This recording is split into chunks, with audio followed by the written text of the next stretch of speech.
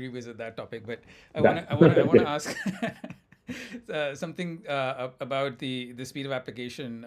Obviously, LinkedIn has LinkedIn Easy Apply.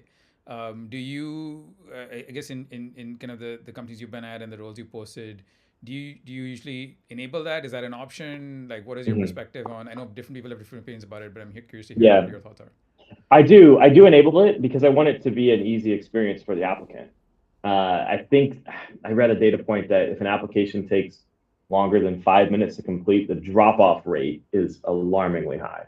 Um, and certainly I can name tools and systems that make it very difficult. Like I will never make somebody apply with a resume and then also input all their education and all their work So history you mean you manually. wouldn't do the I would iSIMS thing?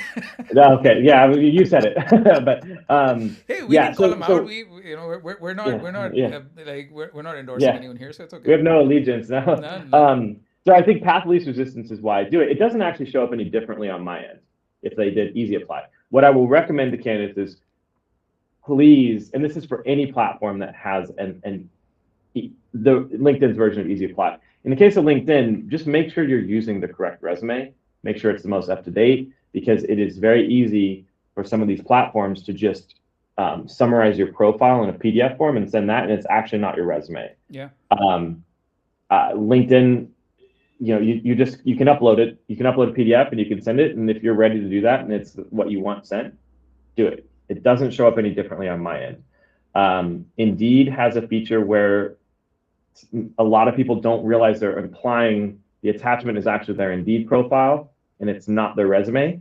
There's another tool out there. It's probably one of my favorite tools for remote jobs. Is called Welcome to the Jungle. You Mm-hmm. can create a profile on there. You can also throw your resume on there. Um, we always are going to prefer the resume. Okay. Okay, that's good to know. And then just curious, so if LinkedIn Easy Apply is enabled and you're using, for example, Team Tailor, do you as a recruiter have to go into LinkedIn to see the people that applied on via Easy Apply, or does it flow back into like an ATS like Team Tailor? And they're probably all If different, but I'm just curious how that works. Yeah, in my case and the tools that I've used, they all flow into the ATS. Okay. Okay. Yeah, there's on the back end of these ATSs, there's all kinds of integrations and partnerships that they have, and it just makes it really easy to visualize in my system. I have something that I call the minimal tab mentality. So if I'm demoing a product and the sales rep has like 70 open tabs, I'm like, it gives me so much anxiety. Or if I'm talking to my manager and she's got a bunch of tabs, so I want to keep my tab count very low. Yeah. Yeah. So Yeah. that's why I drive them all into the system. That's yeah. I wish. Thankfully, I have my window is just this window right now, but I have others where I have many more tabs, which we are not going to show. And I guess kind of quick follow up to that.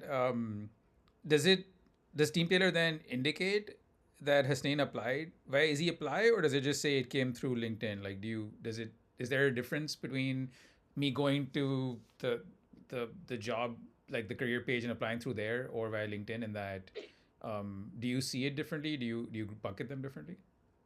I don't see them differently, and I don't bucket them differently. Okay. Um, I think that the careers page is the most updated source of truth. But I understand that these platforms like LinkedIn exist to make it the path less resistant for applicants. Yeah. It does not show up any differently, and I wouldn't stack rank them any differently. I don't care if I found somebody that somebody applied through a random job board that scrapes positions. I don't care if I met them in line at a coffee shop. I don't care if I headhunted them for a month. It doesn't matter to me. Okay. They're there.